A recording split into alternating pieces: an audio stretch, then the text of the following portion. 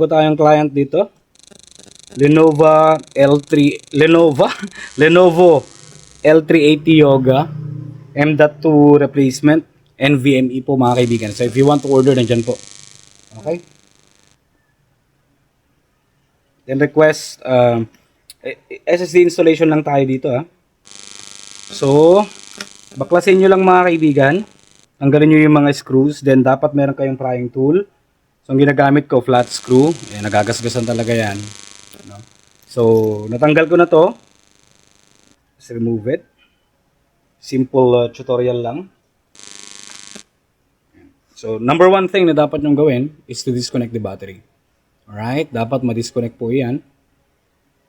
Okay, and here is the M.2 SSD. We'll replace that with another M.2 256 GB.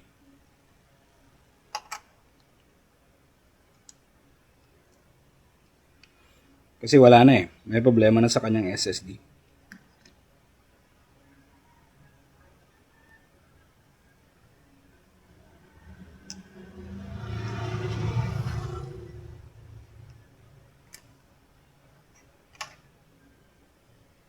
Meron siyang thermal pads dati.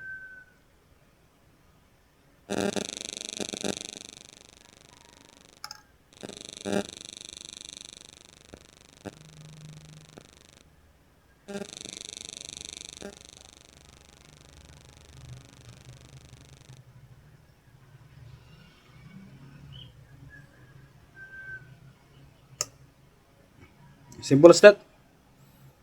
Lenovo L380 Yoga. Bahala na kayo mag-install ng OS.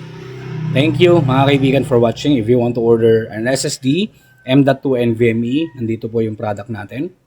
Meron pong iba't ibang brands dyan na nakatag. Just visit them and sure legit naman yung mga yan. Thank you.